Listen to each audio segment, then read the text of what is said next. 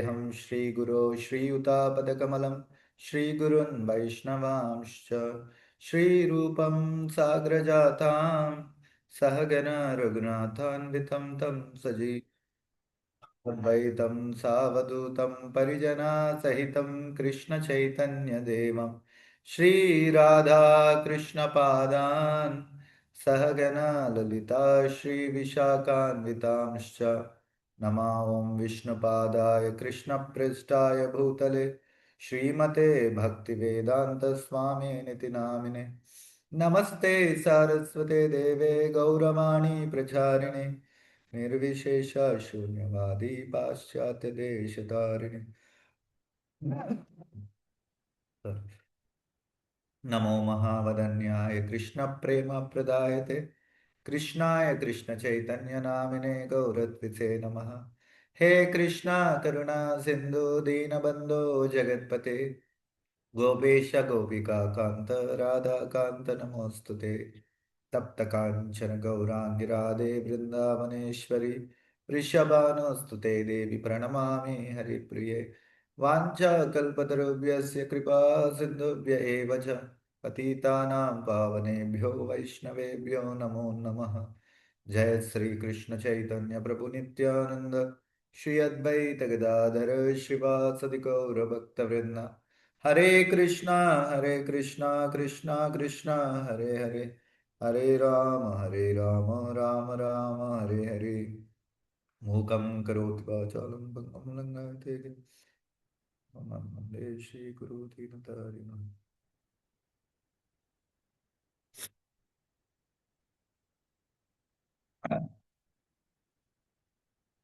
तो आज हम तीसरे अध्याय से शुरू करेंगे। अ,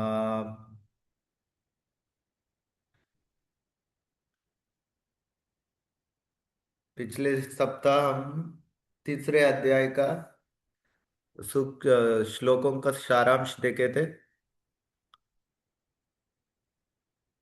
फिर से पढ़िए कोई।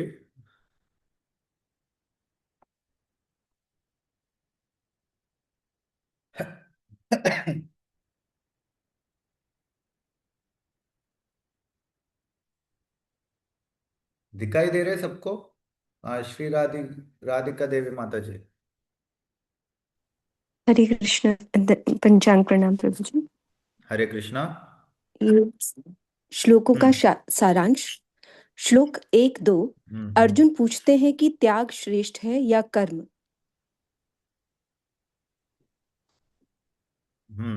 तो भगवान से पूछते कि त्याग श्रेष्ठ है कि कर्म श्रेष्ठ है। इसकी उसके उत्तर में भगवान क्या बोलते हैं? पढ़िए, आगे पढ़िए।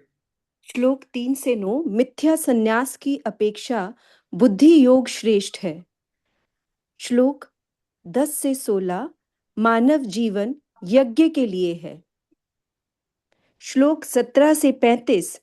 उचित आदर्श स्थापित करने के लिए अर्जुन को आसक्ति रहित होकर अपने कर्तव्यों का पालन करना चाहिए। श्लोक 36-42। आत्मा के शाश्वत शत्रु काम को कैसे पराजित किया जाए। तो जो प्रश्न अर्जुन पूछते हैं इस अध्याय के आरंभ में, उसी को उसी के उत्तर में भगवान ये पूरे अध्याय का बाकी श्लोक में भगवान ज्ञान देते हैं। ठीक है। हाँ जी। तो पहले अर्जुन का क्या प्रश्न है?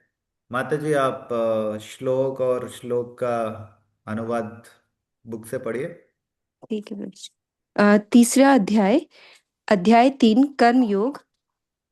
अर्जुन उवाच जायसी चेत कर्मणस्ते मता पहला बुद्धिर। श्लोक। हाँ जी, श्लोक संख्या 1। जायसी चेत कर्मणस्ते मता जनार्दन तत्किं कर्मणि घोरे माम नियोजयसि केशव। अर्जुन ने कहा, हे जनार्दन, हे केशव, यदि आप बुद्धि को सकाम कर्म से श्रेष्ठ समझते हैं तो फिर आप मुझे इस घोर युद्ध में क्यों लगाना चाहते हैं। तात्पर्य श्री भगवान कृष्ण ने पिछले अध्याय में अपने घनिष्ठ मित्र अर्जुन को संसार के शोक सागर से उबारने के उद्देश्य से आत्मा के स्वरूप का विशद वर्णन किया है और आत्म साक्षात्कार के जिस मार्ग की संस्तुति की है वह है बुद्धि योग या कृष्ण भावनामृत। कभी कभी कृष्ण भावनामृत को भूल से जड़ता समझ लिया जाता है और ऐसी भ्रांत धारणा वाला मनुष्य भगवान कृष्ण के नाम जप द्वारा पूर्णतया कृष्ण भावना भावित होने के लिए प्राय एक एकांत स्थान में चला जाता है, किंतु कृष्ण भावनामृत दर्शन में प्रशिक्षित हुए बिना एकांत स्थान में कृष्ण नाम जप करना ठीक नहीं। इससे अबोध जनता से केवल सस्ती प्रशंसा प्राप्त हो सकेगी। अर्जुन को भी कृष्ण भावनामृत या बुद्धि योग ऐसा लगा मानो वह सक्रिय जीवन से संन्यास लेकर एकांत स्थान में तपस्या का अभ्यास हो। दूसरे शब्दों में वह कृष्ण भावनामृत को बहाना बनाकर चातुरी पूर्वक युद्ध से जी छुड़ाना चाहता था, किंतु एकनिष्ठ शिष्य होने के नाते उसने यह बात अपने गुरु के समक्ष रखी और कृष्ण से सर्वोत्तम कार्यविधि के विषय में प्रश्न किया।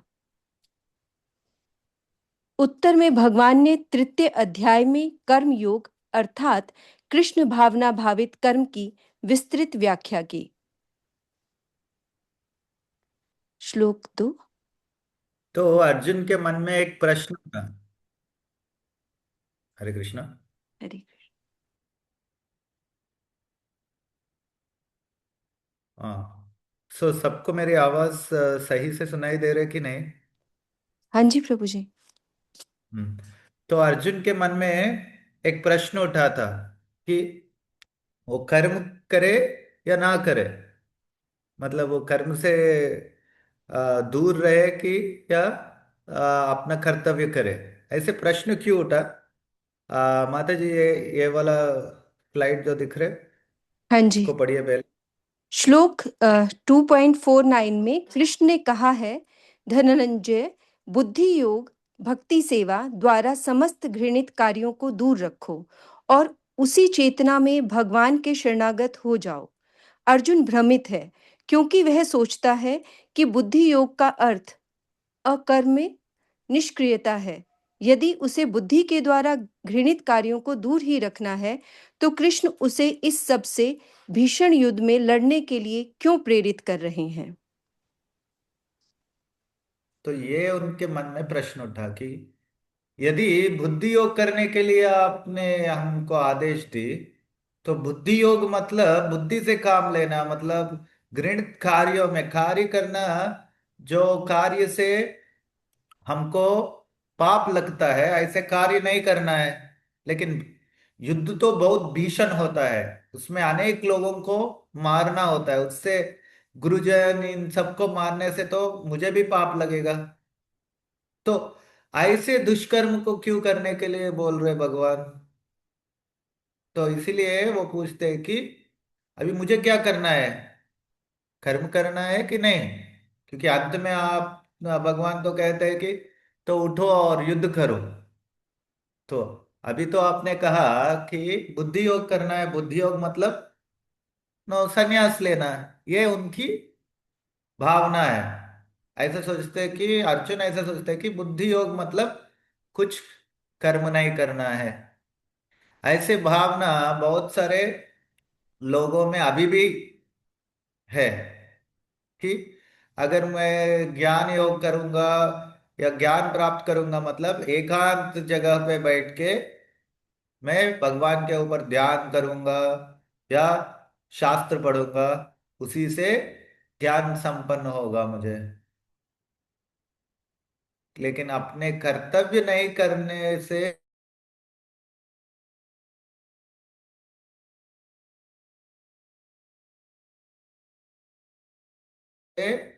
कोई भी व्यक्ति को ज्ञान अध्याय में इसका वर्णन करते हैं। अगले श्लोक नेक्स्ट, कौन? कलांजलि माता जी कोई तो हाथ उठाए थे। जी हरे कृष्ण प्रभु जी। प्रणाम प्रभु हाँ। जी। आप बुक से पढ़िए, मतलब ये अगली श्लोक। हाँ जी। व्यामिश्रेण इव वाक्येन बुद्धिं मोहयसि इव मे तत् एकं वद निश्चिते येन श्रेयः अपानुयाम्। आपके वया मिश्रित यानी अनेकार्थक उपदेशों से मेरी बुद्धि मोहित हो गई है, अतः कृपा करके निश्चय पूर्वक मुझे बताएं कि इनमें से मेरे लिए सर्वाधिक श्रेयस्कर क्या होगा।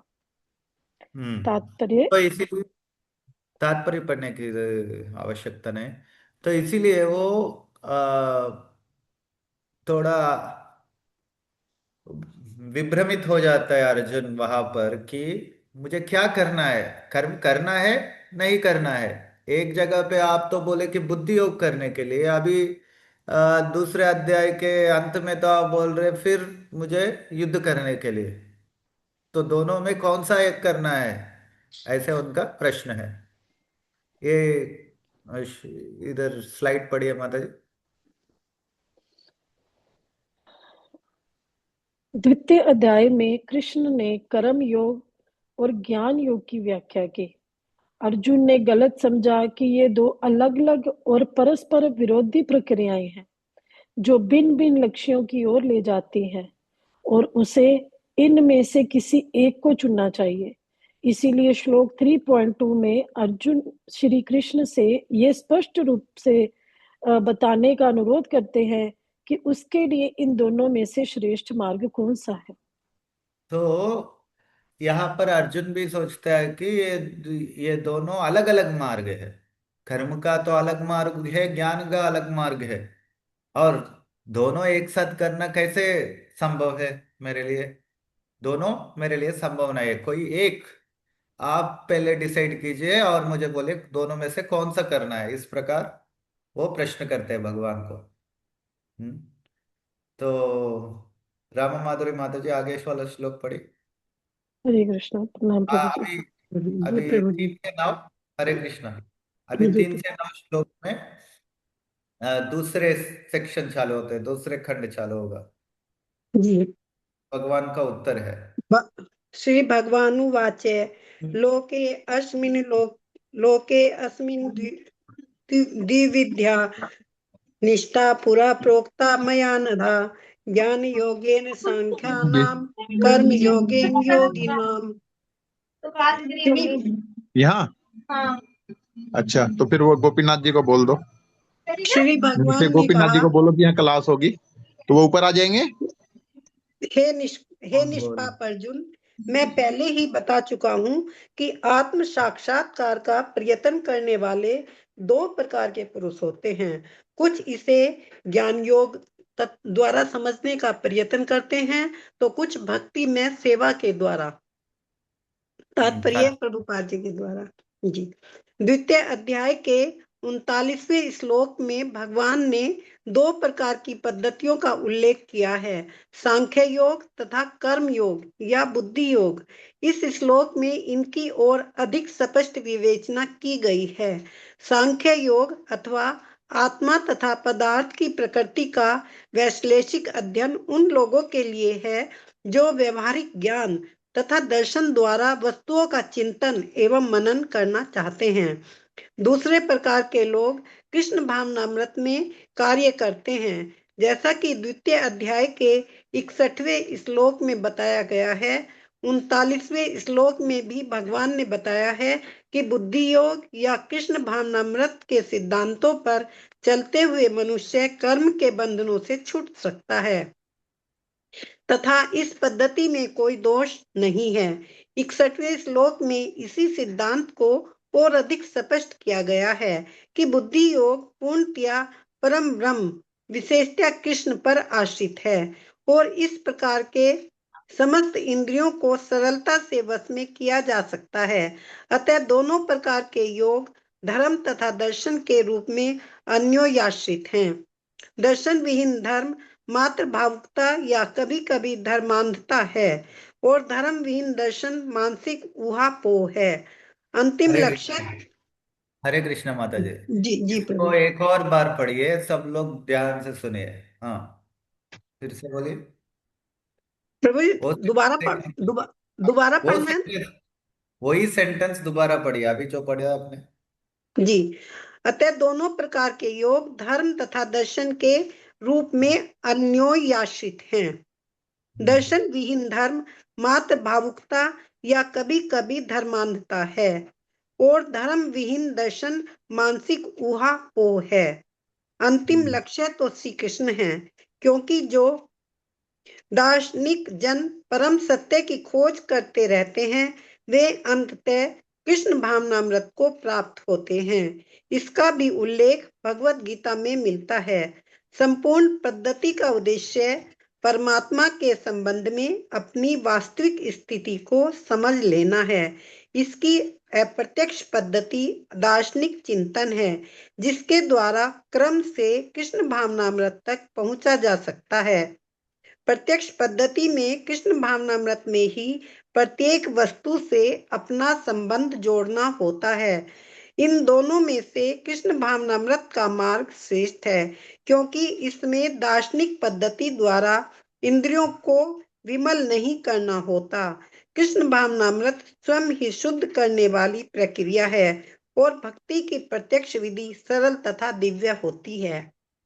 हरे कृष्ण तो प्रभु। हरे कृष्ण, धन्यवाद। यहाँ पर शिल प्रभुपाद जी बहुत ही सरल व्याख्यान से हमको ये बताते हैं कि दोनों, हमको दर्शन और दर्शन के साथ धर्म दोनों की आवश्यकता है। ये बहुत ही फेमस सेंटेंस है कि religion without philosophy is sentimentalism और fanaticism, and philosophy without religion is mental speculation. आपके पास केवल दर्शन है और कोई धर्म का पालन नहीं कर रहे, मतलब धर्म में जितने आचार का, हमारे आचरण के लिए जितने पद्धति दी गई है, उनकी अभी यदि हम पालन करने में समर्थ नहीं है, तो वो दार्शनिक चिंतना जो है वो केवल एक मनोकल्पना हो जाता है हमारे लिए। और यदि हम केवल धर्म के जो आचार है और जो हमारे लिए जो पद्धति दी गई है उसको हम फॉलो करेंगे, लेकिन दार्शनिक चिंतना के ऊपर, दर्शन के ऊपर चिंतन नहीं करेंगे, यदि सिद्धांत को समझने में आलसता दिखाएंगे, तो उसको केवल भावुकता कही जाएगी। वो आ, भक्ति नहीं होगी, क्योंकि आपके मन में जैसे लगा, आप जो ही आपके मन के लिए जो अच्छा लगा वही काम कर रहे हैं ना। जब हम हमारे व्यवहारिक नो कर्तव्य में कौन से कर्तव्य करते हैं, जो मन के लिए अच्छा लगेगा वही करते हैं ज्यादातर। और एक वो मन की प्रसन्नता के लिए करने वाला कार्य होगा, तब धर्म भी। तो वो केवल एक भावुकता, सेंटिमेंटलिज्म जिसको कहते हैं, इस इस प्रकार की नो भावुकता होगी वो। तो दोनों रहना अनिवार्य है। और भक्ति मार्ग में दोनों रहता है कि हमारे जो इंद्रिय है, इंद्रिय को भगवान की सेवा में लगाने के लिए नवविधा भक्ति है।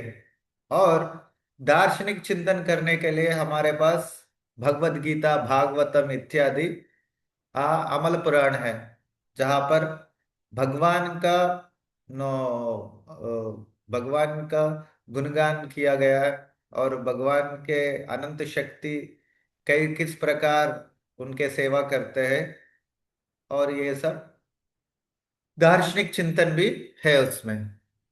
तो इसलिए इसमें दोनों है भक्ति मार्ग में। और ये सरल और सीधा मार्ग है इसीलिए। और सांख्य योग केवल दार्शनिक विश्लेषण होता है उसमें, किंतु इंद्रिय को भगवान के सेवा में लगाने के लिए आपका कोई चांस नहीं है उसे। ठीक है। इसी इसी के ऊपर श्रील बलदेव विद्याभूषण जी का भी एक सेंटेंस है आगे। हाँ पढ़िए माता जी, आप ही पढ़िए, बड़ा करूंगा।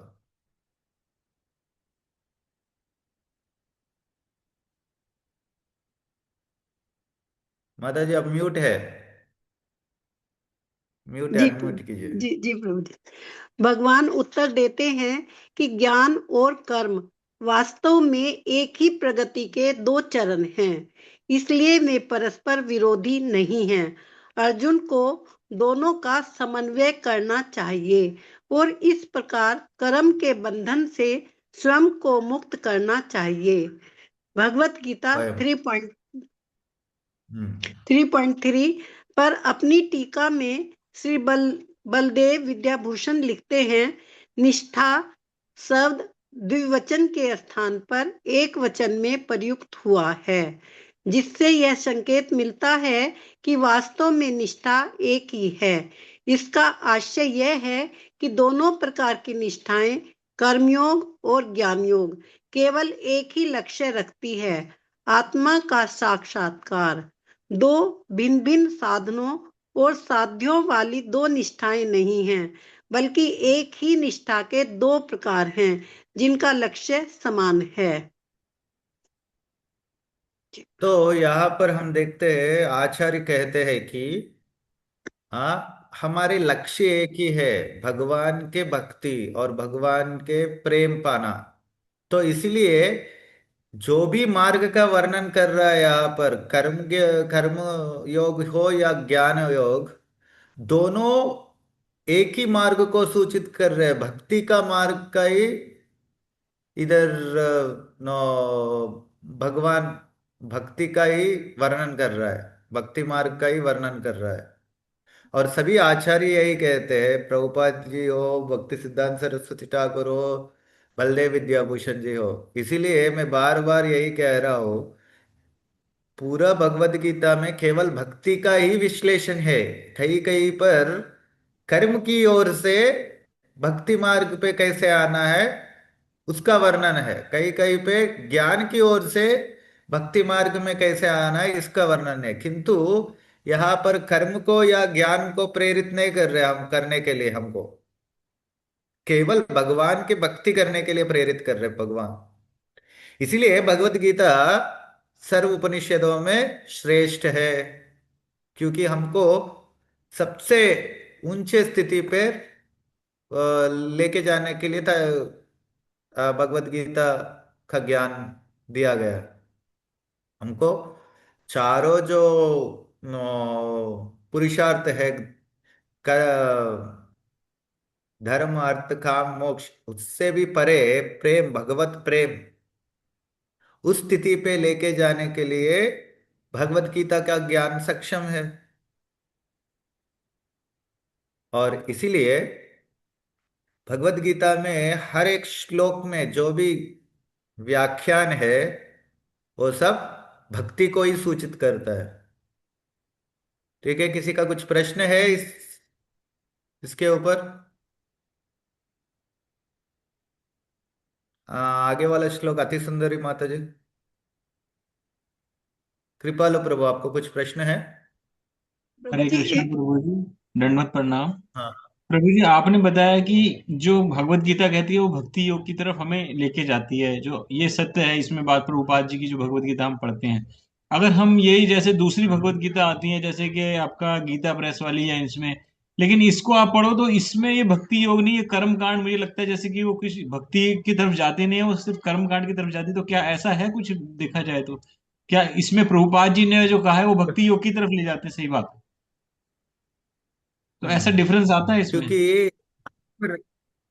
डिफरेंस इसीलिए आता है, जहां पर जोर देना है वहां पर नहीं जोर दिया और मैं किसी और चीज के ऊपर जोर दिया, तो आप समझ पाएंगे कि यदि मैं आपको साइकिल सिखाऊंगा, और साइकिल सीखने में सबसे इंपॉर्टेंट चीज क्या है? बैलेंस करना। मैं हमको हमेशा बोलूंगा कि नो, तुम्हारे आंख के सामने रहना चाहिए, सामने रहना चाहिए। ऐसे बहुत सारे लोग रहते हैं कि उनको जो अच्छा लगे वही बोलते रहते हैं, और वो डर से लोग सीख नहीं पाते हैं उनसे। समझ में आ रहा है कि मेरे उदाहरण सही लग रहे कि नहीं, पता नहीं। तो जहां पर जोर देना है, जहां पर स्ट्रेस करना है, वहां पर स्ट्रेस करेंगे, तभी रिजल्ट एज इट इज आएगा। यदि हम किसी और चीज के ऊपर स्ट्रेस करेंगे, तो हम पूरा प्रोसीजर बताएंगे, फिर भी हमारा स्ट्रेस कहीं और पे है, हमारा ध्यान कहीं और पे है, तो लोग आपका जो मैसेज है उसको समझ नहीं पाएंगे ठीक से।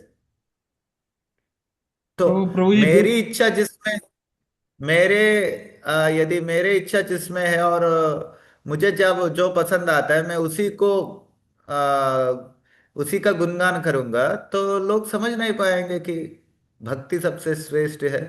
इसीलिए प्रभुपाद जी कहा है कि मेरे ये अनुभव था, टिप्पणी देने से आगे बहुत सारा भगवत गीता के ऊपर बहुत सारे लोग बहुत कुछ कहा, किंतु कोई भी भक्त नहीं बने।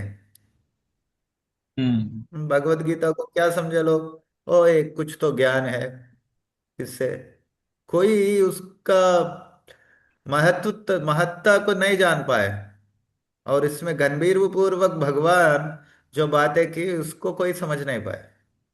तो आचार्य यही करते हैं कि भगवान के मन में जो है, भगवान की जो इच्छा है उसी को हमारे सामने प्रकट करते हैं, जोर भी उसी में देते हैं, अन्य विषयों में नहीं। इसीलिए दोनों में अंतर रहेगा आपको।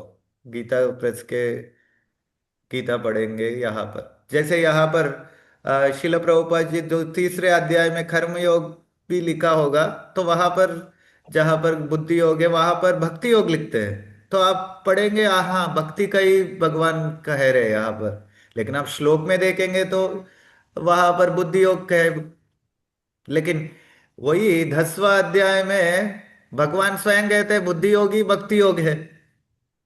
तो अब तीसरे अध्याय में वही विषय को प्रभुपाद जी आगे बताएंगे तो गलत है क्या? वो तो नहीं नहीं। अनुचित नहीं है, उचित ही है। और पहले ही हमको समझा रहे, आपको 10वां अध्याय का तक जाने के बाद, हाँ अभी तक जितना पढ़ा वो सब भक्ति के बारे में ही है क्या, इस प्रकार हमको सोचने की आवश्यकता नहीं। प्रभुपाद जी पहले ही सब क्लियर कर देते। तो ध्यान पूर्वक हम, हाँ ये पूरे भगवत गीता का जितना भी ज्ञान है वो भक्ति को ही सूचित सूचित कर रहा है, और कर्म और ज्ञान की क्या स्थान है भक्तिमय जीवन में, वो हम जान पाएंगे। नहीं तो भगवत गीता को बार बार पढ़ना होगा आपको।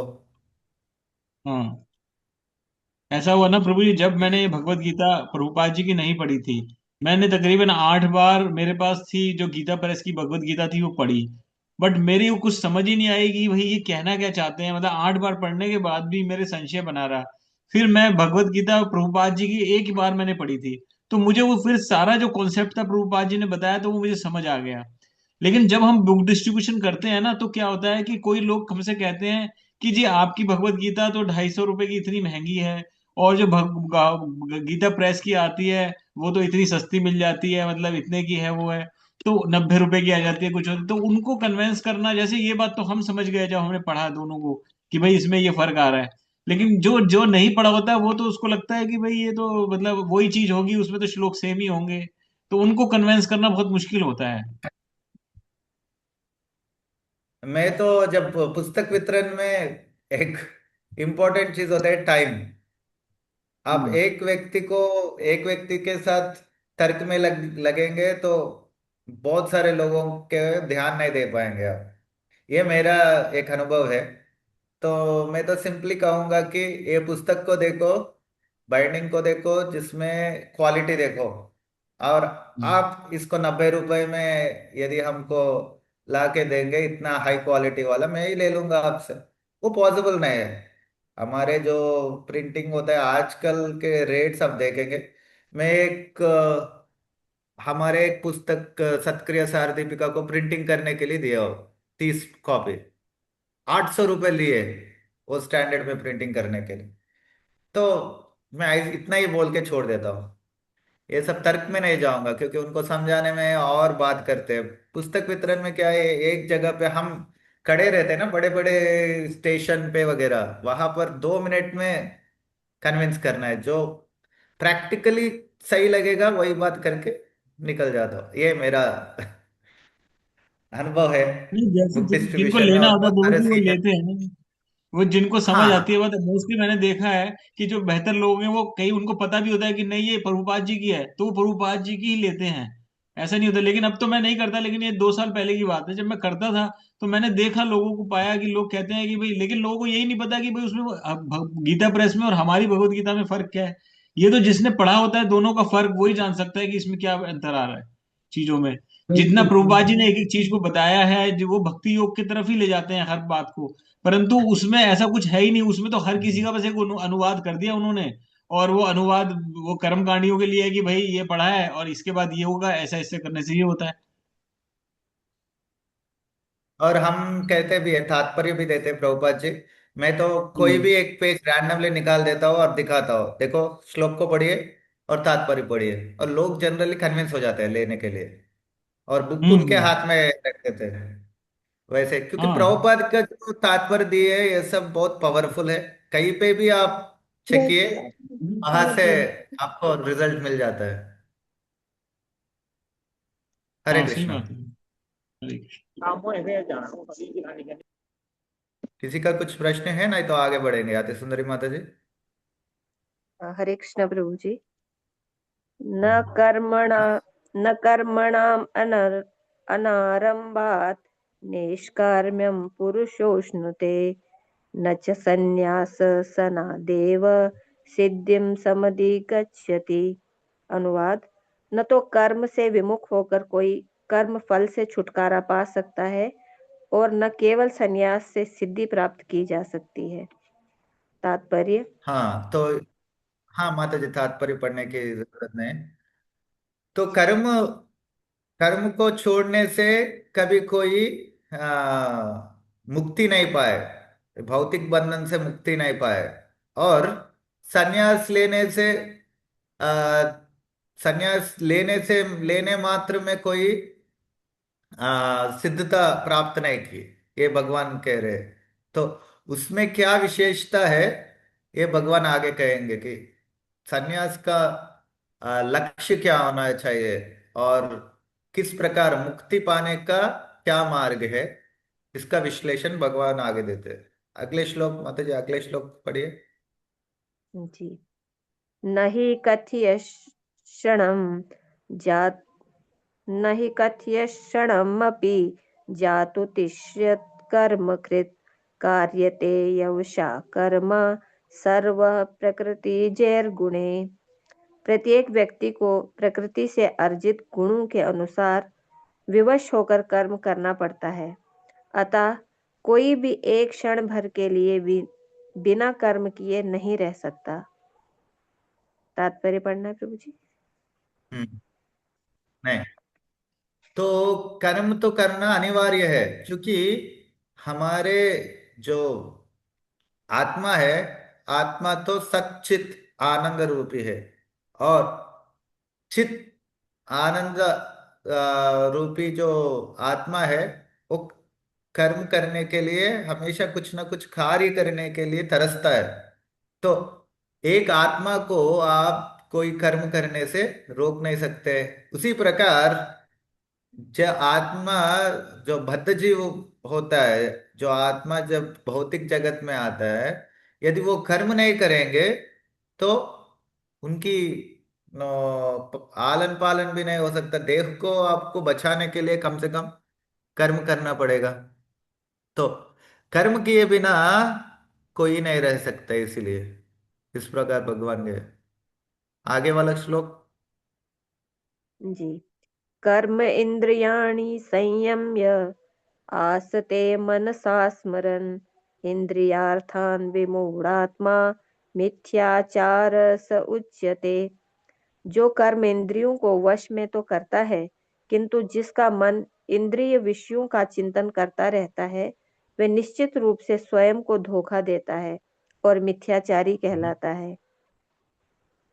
तो यदि वो कोई बाह्यता दिखाने के लिए आ, कर्म इंद्रियों को अपने वश में कर लिया ऐसे दिखावट करते हैं, और नो किंतु उनके मन यदि इंद्रिय तृप्ति के प्रति आसक्ति है, तब उनको मिथ्याचार कहते हैं, भगवान कह रहे हैं यहाँ पर। इसका तात्पर्य पढ़िए मदद।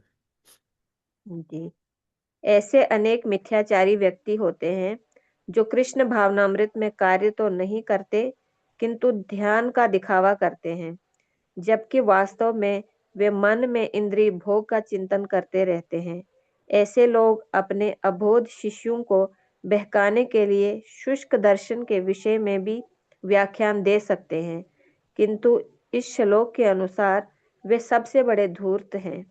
इंद्रिय सुख के लिए किसी भी आश्रम में रहकर कर्म किया जा सकता है, किंतु यदि उस विशिष्ट पद का उपयोग विधि विधानों के पालन में किया जाए तो व्यक्ति की क्रमशः आत्मशुद्धि हो सकती है। किंतु जो अपने को योगी बताते हुए इंद्रिय तृप्ति के विषयों की खोज में लगा रहता है, वह सबसे बड़ा धूर्त है। भले ही वह कभी कभी दर्शन का उपयोग क्यों न दे, उसका ज्ञान व्यर्थ है, क्योंकि ऐसे पापी पुरुष के ज्ञान के सारे फल भगवान की माया द्वारा हर लिए जाते हैं। ऐसे धूर्त का चित्त सदैव अशुद्ध रहता है, अतएव उसके यौगिक ध्यान का कोई अर्थ नहीं होता।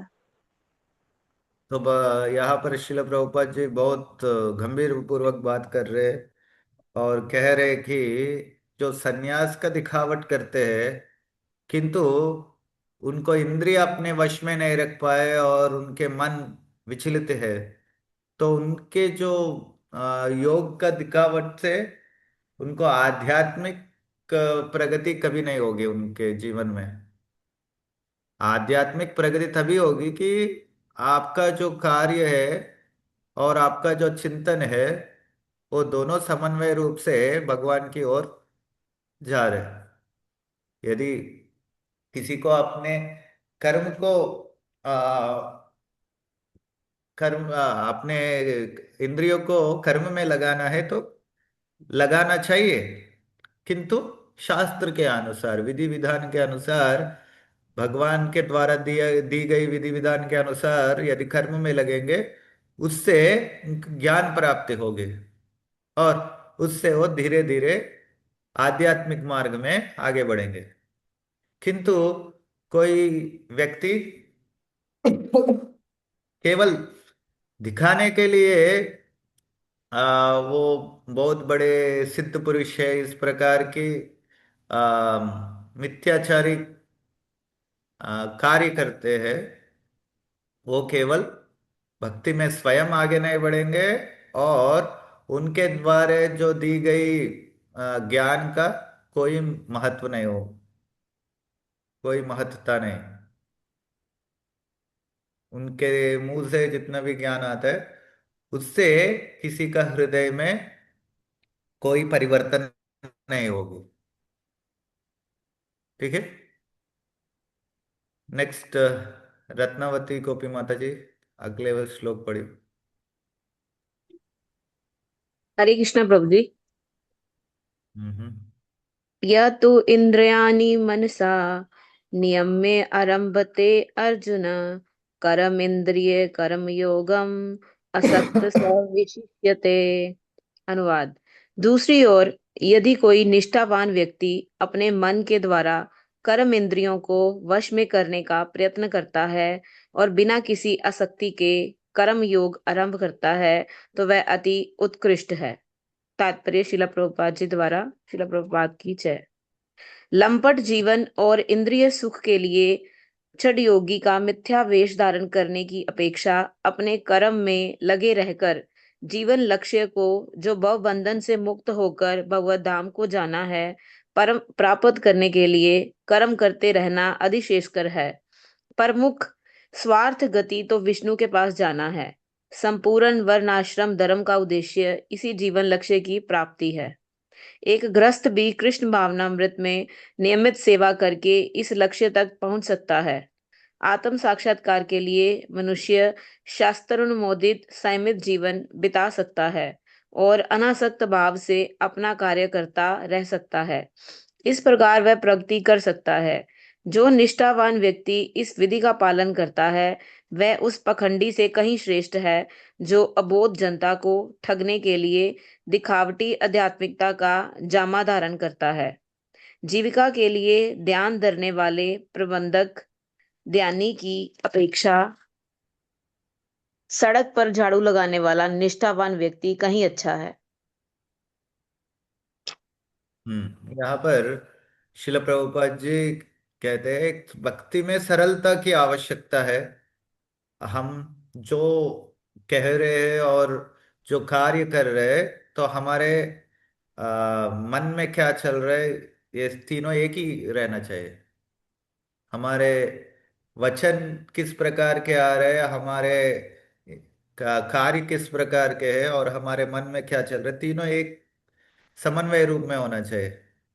हाँ, लेकिन यहाँ पर जैसे प्रभुपाद जी कहे जो पाखंडी व्यक्ति है जो हाँ इंद्रिय तृप्ति को अपने मन में सोचते हैं और अपने जीविका के लिए अपने नो जीवन में धन प्राप्ति करने के लिए वो कुछ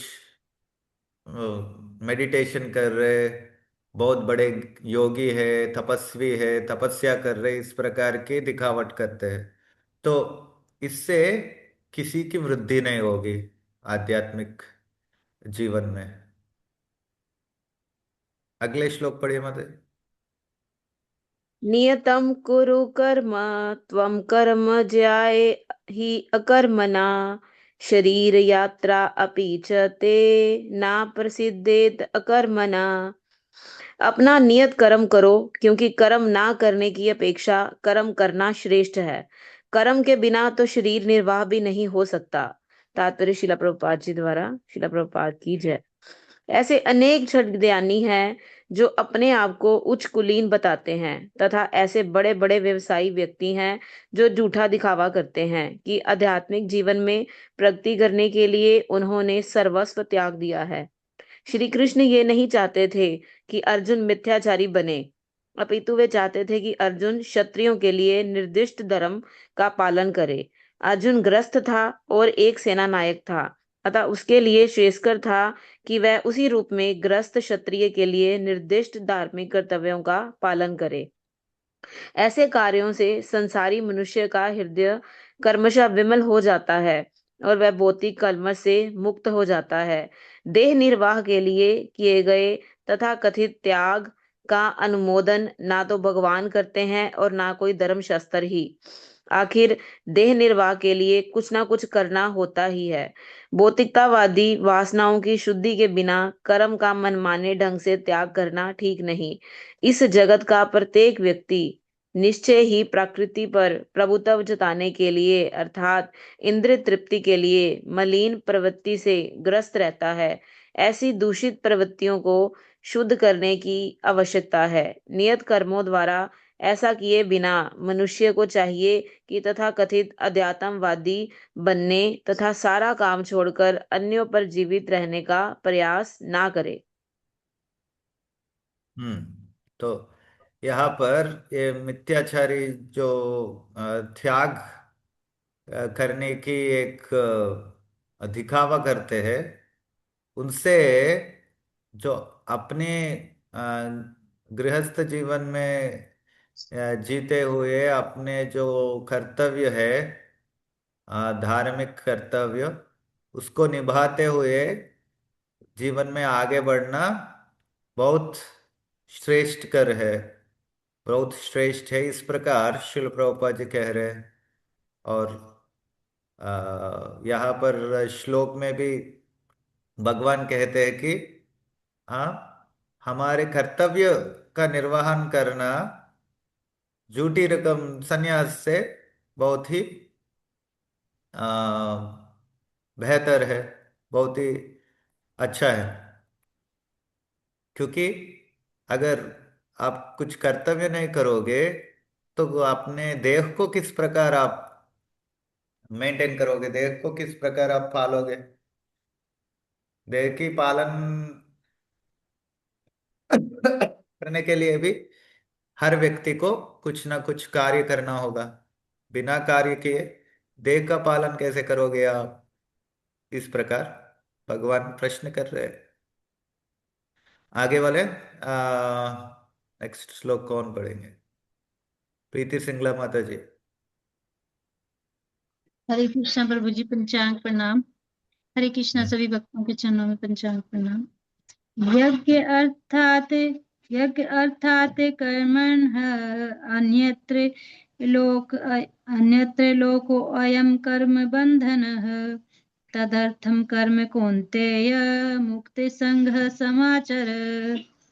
श्री विष्णु के लिए यज्ञ रूप में कर्म करना चाहिए, अन्यथा कर्म के द्वारा इस भौतिक जगत में बंधन उत्पन्न होता है। अतः हे कुंती पुत्र, उनकी प्रसन्नता के लिए अपने नियत कर्म करो, इस तरह तुम बंधन से सदा मुक्त रहोगे। तात्पर्य शिला प्रभुपाद के द्वारा शिला प्रभुपाद की जय। चूंकि मनुष्य को शरीर के निर्वाह के लिए भी कर्म करना होता है, अतः विशिष्ट सामाजिक स्थिति तथा गुण को ध्यान में रखकर नियत कर्म इस तरह बनाए गए हैं कि उस उद्देश्य की पूर्ति हो सके। यज्ञ का अर्थ भगवान विष्णु है। सारे यज्ञ भगवान विष्णु की प्रसन्नता के लिए हैं। वेदों का आदेश है यज्ञो वे विष्णु हूँ। दूसरे शब्दों में चाहे कोई निर्दिष्ट यज्ञ संपन्न करे या प्रत्यक्ष रूप से भगवान विष्णु की सेवा करे, दोनों से एक ही प्रयोजन सिद्ध होता है। अतः जैसा कि इस श्लोक में संस्तुत किया गया है, कृष्ण भावनामृत यज्ञ ही है। वर्णाश्रम धर्म का भी उद्देश्य भगवान विष्णु को प्रसन्न करना है। वर्णाश्रमाचारवता पुरुषेण परः पुमान् विष्णु राध्यते विष्णु पुराण, ये 30 पॉइंट। अतः भगवान विष्णु की प्रसन्नता के लिए कर्म करना चाहिए। इस जगत में किया जाने वाला अन्य कोई कर्म बंधन का कारण होगा, क्योंकि अच्छे तथा बुरे कर्मों के फल होते हैं और कोई भी फल कर्म करने वाले को बांध लेता है। अतः कृष्ण विष्णु को प्रसन्न करने के लिए कृष्ण भावना भावित होना होगा, और जब कोई ऐसा कर्म करता है तो वह मुक्त दशा को प्राप्त रहता है। यही महान कर्म कौशल है और प्रारंभ में इस विधि में अत्यंत कुशल मार्गदर्शन की आवश्यकता होती है। अतः भगवत भक्त के निर्देशन में या साक्षात भगवान कृष्ण के प्रत्यक्ष आदेश के अंतर्गत जिनके अधीन अर्जुन को कर्म करने का अवसर मिला था, मनुष्य को परिश्रम पूर्वक कर्म करना चाहिए। इंद्रिय तृप्ति के लिए कुछ भी नहीं किया जाना चाहिए, अपितु हर कार्य कृष्ण की प्रसन्नता तुष्टि के लिए होना चाहिए। इस विधि से न केवल कर्म के बंधन से बचा जा सकता है, अपितु इससे मनुष्य को क्रमशः भगवान की वह प्रेमा भक्ति प्राप्त हो सकेगी जो भगवत धाम को ले जाने वाली है। हरे कृष्ण प्रभु जी। इसलिए जो कर्म है, अभी तक तो भगवान ने कहा कि कर्म तो करना ही है, नहीं करेंगे तो आप अपने देह को भी जीवित नहीं रख पाएंगे। तो इसलिए कर्म करने की आवश्यकता है, किंतु किस प्रकार के कर्म करना चाहिए? यज्ञार्थात कर्मणोन्यत्र लोकोयम कर्म कर्म बंधन। हाँ, यज्ञ पुरुष को, जो यज्ञ को यज्ञ करने हेतु कर्म करो, मतलब यज्ञ पुरुष कौन है? विष्णु। तो भगवान विष्णु की प्रसन्नता प्रसन्नता के लिए कर्म करना है, हमारे इंद्रिय तृप्ति के लिए नहीं। और कोई भी अन्य प्रकार के कर्म करेंगे तो उससे आपको इस भौतिक जगत की में बंधन ही प्राप्त होगा। हाँ, भौतिक जगत में हमको फंसाते हैं माया देवी इसी प्रकार कर्मों के द्वारा, क्योंकि हम इंद्रिय तृप्ति करते हैं, इंद्रियों के प्रति हमारी आसक्ति बढ़ती है। किंतु यदि वही कार्य हम भगवान की प्रसन्नता के लिए करेंगे तो कर्म से हम कर्म बंधन से हम मुक्त हो सकते हैं। इसी आ, इसी विषय के लिए, इसी विषय को दर्शाते हुए भी पूरे वर्णाश्रम का उद्देश्य भी भगवान की प्रसन्नता के लिए ही। नो, चारों वर्णों और चारों आश्रमों में हम जितने भी कार्य कर रहे हैं, जो भी कार्य का करने का धर्म है, उस सबका उद्देश्य है भगवान विष्णु को प्रसन्न करना। यदि हमारे सारे जितने भी विधि विधान दी गई है वर्णाश्रम में, उससे यदि हम भगवान विष्णु को नहीं प्रसन्न कर पा रहे, तो वो सारे विधि विधान पालन करने का कुछ भी मतलब ही नहीं। हाँ बेटे उससे क्लास। कुछ हमको उससे कुछ लाभ नहीं मिलेगा। तो इस प्रकार इस पूरे खंड में 3 से 9 श्लोक के बीच में भगवान अर्जुन को कर्म करना श्रेष्ठ है, नो, कर्म त्याग करके, जो कर्म त्यागी सन्यासी से कर्म करना श्रेष्ठ है, इस प्रकार उनको समझाते हैं। एक सेकेंड। हाँ माता जी पढ़िए। हम्म, ये प्रीति अच्छा आपने, सिंह। हाँ जी प्रभु जी स्क्रीन पर है जो। हाँ। कृष्णा प्रभु जी देखिए बोले क्या होगा इसका। प्रत्येक शीला प्रभुपाद अध्याय 1 में श्लोक 3 से 9 पर टिप्पणी करते हुए लिखते हैं, समस्त कर्मों को केवल भगवान विष्णु की तुष्टि के लिए यज्ञ स्वरूप संपन्न करना ही कर्मों के फलों से वास्तविक मुक्ति है अथवा कर्मयोग की वास्तविक वास्तविक कला है। इस कर्मयोग की प्रक्रिया द्वारा मनुष्य कर्म फल के बंधनों से मुक्त हो जाता है और परमेश्वर के प्रति उसकी अंतर्निहित शाश्वत प्रेममयी भक्ति धीरे धीरे प्रकट होने लगती है। और इस प्रकार के कर्मयोग को निष्काम कर्म या निष्कर्मय भी कहा जाता है, अर्थात ऐसे कर्म जो किसी इंद्रिय सुख की अपेक्षा के बिना किए जाएं। जो व्यक्ति इस प्रकार कार्य करता है वह अपने कर्मों के समस्त फल स्वयं भोगने के स्थान पर उन्हें भगवान को अर्पित कर देता है। तो कर्मयोग से वो भक्ति योग कैसे बनता है, यहाँ पर शिल प्रभुपाद जी थोड़ा विश्लेषण किए इसके ऊपर कि केवल वो कर्म को केवल त्यागना नहीं, वो भगवान की प्रसन्नता करने के लिए करने से धीरे धीरे धीरे धीरे हृदय में भक्ति प्रकट होने लगते हैं। तो इसीलिए कर्मयोग हमको भक्तिमय मार्ग में आगे ले जाते हैं, इसी प्रकार। हाँ माता जी लास्ट सेंटेंस पढ़िए।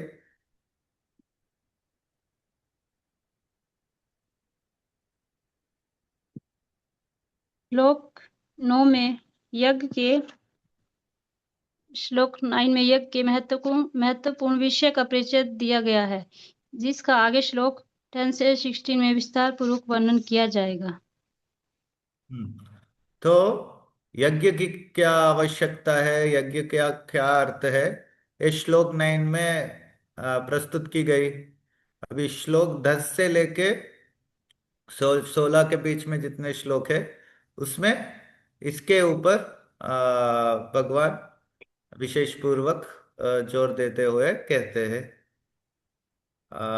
नेक्स्ट कौन है? यह बिंदु वर्मा माता जी।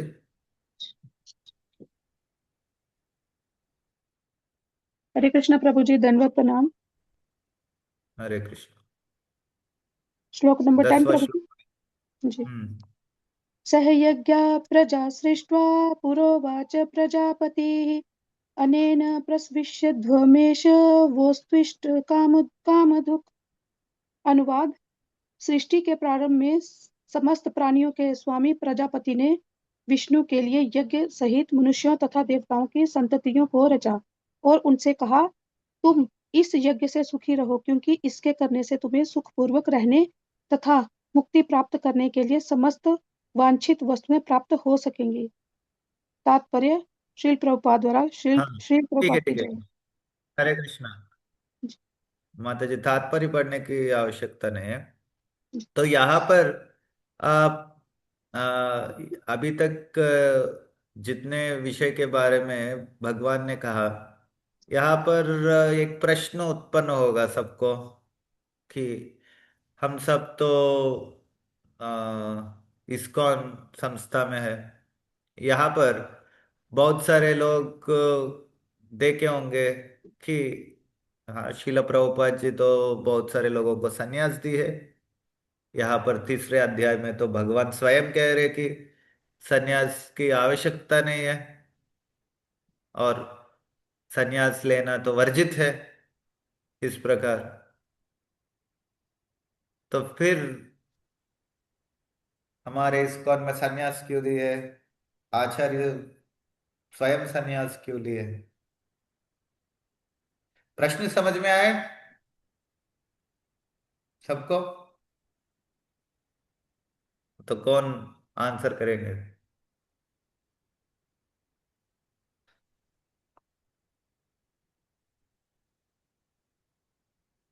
3 से 9 के श्लोक में जितने भी आ, व्याख्यान है श्रील प्रभुपाद जी के द्वारा और भगवान के द्वारा, सॉरी सॉरी, तो भगवान के द्वारा जितना भी व्याख्यान है, श्रील प्रभुपाद जी के द्वारा जितना भी व्याख्यान है, सब सन्यास को लेने की आवश्यकता नहीं है। सन्यास तो केवल बाहरी दिखावट है। ये तो मिथ्याचारी है सब, इस प्रकार क्या है कहा। तो इसकी आवश्यकता नहीं है। तो हमारे संप्रदाय में, हमारी संस्था में सन्यास क्यों दी गई है और सन्यासी क्यों है? कौन कहेंगे? कृष्ण प्रभु जी। हाँ हाँ कृष्णा प्रभु जी। हाँ, कोई एक। प्रभु जी, हमारे हमारे जो उसमें क्या कहते हैं, इसमें संन्यास दिया जाता है, वैसे संन्यास तो वर्जित है ही कलयुग में, लेकिन इसलिए दिया जाता है कि वो जो है भगवान के लिए प्रचार कर सके, भगवान के नाम का प्रचार कर सके, जिसको भी सन्यासी ने। और वो मतलब और कोई काम ना करे, उसका सिर्फ काम यही होना चाहिए कि भगवान का काम कर रहा है, भगवान का प्रचार कर रहा है, बस यही सन्यास लेने का मकसद होना चाहिए, और दूसरा कोई विकल्प नहीं होना चाहिए। तो प्रभु यहाँ पर जो हरे भगवत गीता में सन्यास सन्यास लेने से इनकार तो कर दिया ना। प्रभु जी, प्रभु लेकिन मैं बोलूं तो वो हर किसी के लिए तो नहीं है। अब जैसे कि मतलब जो प्रभुपाद जी ने वैसे बहुत इस चीज के लिए कड़े शब्दों में भी कहा है कि भाई मिथ्या करना, कि भाई साधु का वेश रखा हुआ है, और उन लोगों के लिए कहा है जो गृहस्थ लोग हैं और वो छोड़ के आ जाते हैं सब कुछ, जी हम तो संन्यास ले रहे हैं और ये सब चीजें छोड़ के मतलब कर्म का त्याग कर देते हैं, उनके लिए ये बात कही गई है कि वो ये सब छंद है, ये सब ढोंग है। मतलब परंतु जो भगवान का कार्य है उसके लिए ऐसा नहीं है कि संन्यास लेना ही जरूरी है। वो तो भगवान का कार्य है, तो वर्ण कोई सा भी हो या उसमें आश्रम कोई सा हो, ये तो भी किया जा सकता है। बट एक अवस्था संन्यास की बताई गई है ना, कि भाई अब उसको कोई और काम ही नहीं करना, तो वो इसलिए काम करे, इसलिए भगवान के लिए सिर्फ ये संन्यास ले और सिर्फ भगवान का प्रचार करे, ये काम करे। हरे बहुत कृष्णा अच्छा है। प्रभु जी। हाँ प्रभु कहिए। हरे कृष्णा प्रभु जी, दंडवत प्रणाम जी।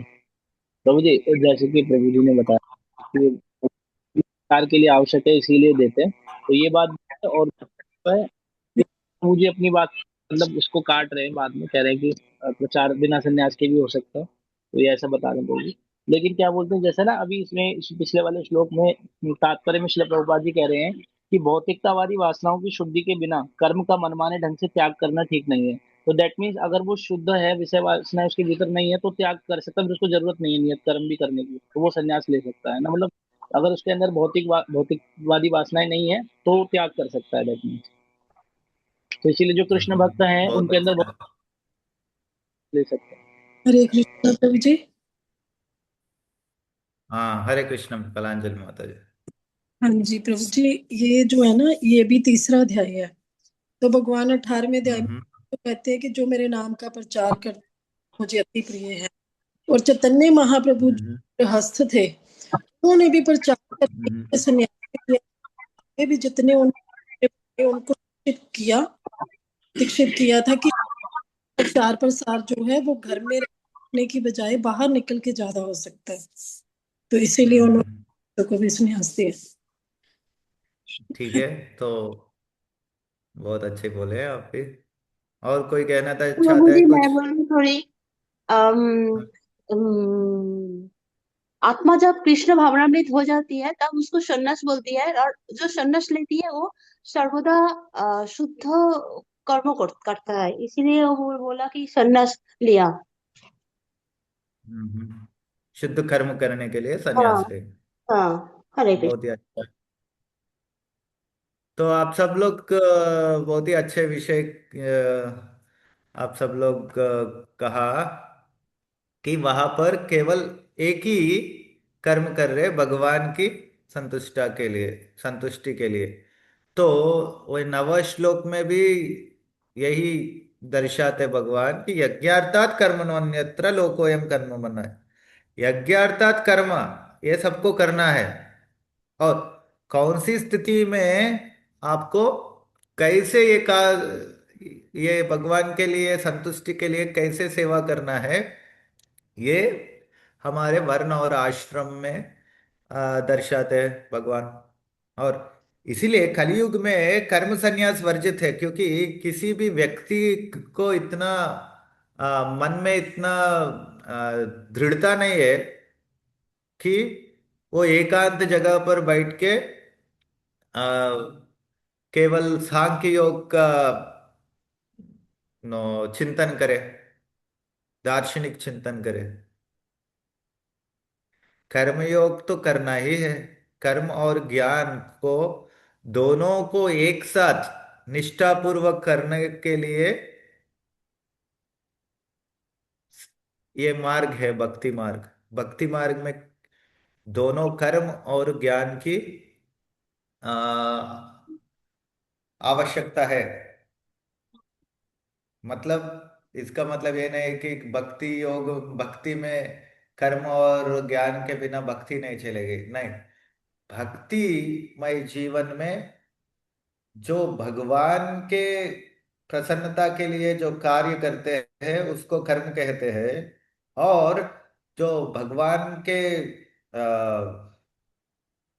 सारे गुण गुण को वर्णन करते हुए, भगवान की शक्ति की वो परिचय देते हुए जितने भी विषय का चिंतन हम करते हैं, यही ज्ञान है। तो भगवान के बिना, भगवान को जाने बिना, भगवान का तत्व को जाने बिना और भगवान के प्रसन्नता के लिए कोई कार्य किए बिना आप किस प्रकार की भक्ति कर पाएंगे। तो भक्ति करने के लिए तो दोनों की आवश्यकता है। किंतु जैसे आप लोग कहे, हर व्यक्ति अपने स्थान के, अपने श्रेणी के हिसाब से किस प्रकार सेवा करना चाहते हैं, वो स्वयं को सोचना है। और अपने गुरुजन और साधुओं के पद चिन्ह में चलते हुए उनको वो सेवा करने के लिए वो भी प्रतिज्ञा लेते हैं। तो हमारे जो भक्तिमय जीवन में जो सन्यास लेते हैं वो किस प्रकार के प्रण लेते हैं। जैसे आप सब लोग बोले, केवल मैं भगवान के लिए कार्य करूंगा, भगवान के बारे में चिंतन करूंगा। हाँ।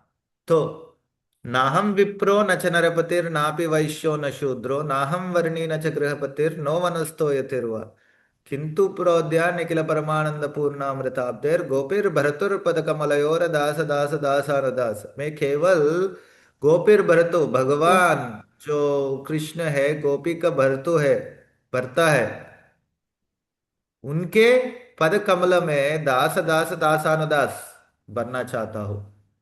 मुझे और कोई श्रेणी की आवश्यकता नहीं, और कोई पद की और मोह नहीं है मेरे लिए। मैं केवल भगवान के दास दास दासानुदास बनना चाहता हूँ। यही सन्यास का भी चिंतन है। इसीलिए श्रील प्रभुपाद जी कहते हैं कि हमारी संस्था में आप गृहस्थ हो, वानप्रस्थ हो, सन्यासी हो, सबका चिंतन सन्यासी के जैसा होना चाहिए। वो क्या है कि कुछ भी मेरा नहीं है, सब भगवान का है। और उसमें मेरे लिए जितना दी गई है उसको मैं भगवान के सेवा में लगाऊंगा। इस प्रकार की सोच रहना चाहिए सबको। और जो गृहस्थ जीवन में रहते हुए क्या कर सकते हैं, वो गृहस्थ जीवन में रहते रह के करेंगे। और जो सोचते हैं कि गृहस्थ जीवन में रहने से, जैसे चैतन्य महाप्रभु का उदाहरण दिया कोई, कि वो भगवत भक्ति का प्रचार कर रहे थे नवद्वीप में, और नवद्वीप में सब पंडित लोग हैं, कोई उनको सीरियस नहीं ले रहे, गंभीर पूर्वक नहीं ले रहे। तो इसीलिए भगवान संन्यास लेंगे तो सब लोग तो उनको प्रणाम करना चाहिए। और ये एक मर्यादा है सन्यासी का। तो इसलिए भगवान उनके लिए, सबके हित के लिए संन्यास ली है। तो इसीलिए कर्म संन्यास और भक्ति जीवन में आके जो संन्यास लेते, दोनों में अंतर है। ये विषय कहने के लिए ये प्रश्न उठाया हमने। और इस तीसरे श्लोक से 9वें श्लोक के बीच में जो भी भगवान ने कहा और शिल प्रभुपाद ने कहा, उससे आपको समझ में आता है दोनों में क्या अंतर है। संजीव प्रभु। तो हरे कृष्णा प्रभु जी, फिर ये समझने की बात यही है कि वहां पे कर्म का त्याग नहीं है, आसक्ति का त्याग हो गया। हाँ हाँ, दोनों का अंतर यही हुआ ना। हम उसको जो भगवान श्री कृष्ण बोल रहे हैं कि कर्म का त्याग नहीं करना है, तो आसक्ति का त्याग, जो इस्कॉन में सन्यासी लोग हैं वो आसक्ति का त्याग कर रहे हैं। कर्म तो कर रहे हैं, वो भक्ति का प्रचार कर रहे हैं, भक्ति कर रहे हैं, ये कर्म में आएगा। तो उनको आसक्त नहीं है कि किसी पर्टिकुलर कर्म के लिए। उनका जो यज्ञ रूप में जो कार्य कर्म है भगवान विष्णु के लिए। तो प्रभु जी लगातार एक दिन में मतलब उन्हें नाइट हो गया, नियत कर्म को कैसे समझे? हरे कृष्णा।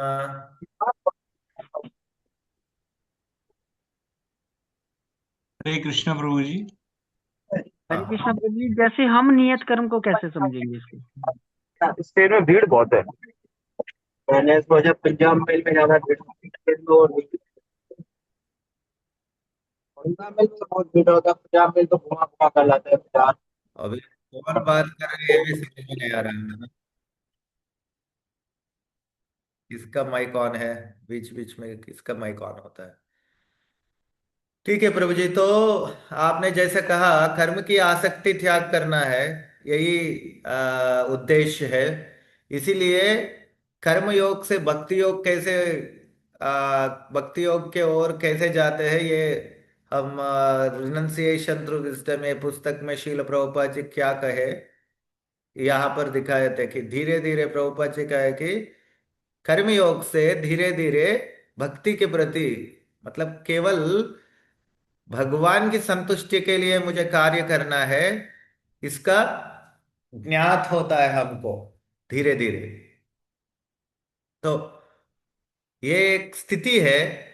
अगर आपको भक्तिमय जीवन और भगवान के प्रति आसक्ति नहीं है, तो पहले कर्म किस प्रकार की, उचित कर्म क्या है, जो शास्त्र में किस प्रकार के कर्म का करने का उल्लेखन है, और कर्म करो किंतु सॉरी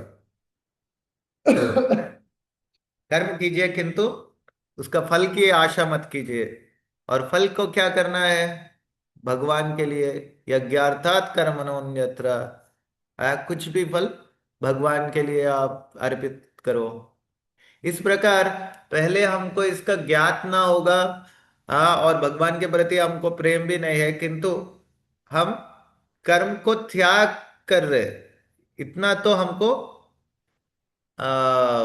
ज्ञात है, इतना तो हम जानते हैं। हम भगवान को नहीं जानते, भगवान को दे रहे किंतु हमारे चिंतन इस प्रकार के नहीं है। हमारी आसक्ति है कर्म करने के लिए, भगवान को जो अच्छा लगता है, भगवान के लिए जो प्रीति पूर्वक है, उस प्रकार के कर्म करने की आसक्ति नहीं है हमारे। हमको जो अपने मन में जो अच्छा लगता है वो कार्य करने की आसक्ति है। तो कार्य ठीक है, तो कार्य अपने मन के हिसाब से करो, कम से कम फल की आसक्ति मत करो। ये कर्म योग है। तो जो ज्यादातर गृहस्थ जीवन में है, तो इसी प्रकार के कर्तव्य निर्वहन करने में इसी प्रकार के कर्म योग का ही उनको आदेश ज्यादातर दिया जाता है, क्योंकि उनको अपने अपने गर्भ के प्रति, अपने अपने जो वस्तुओं के प्रति आसक्ति है, वो पूरे तरह से त्याग नहीं कर सकते एक दिन में। किंतु भक्तिमय जीवन में क्या है कि सब बहुत जल्दी हो जाता है।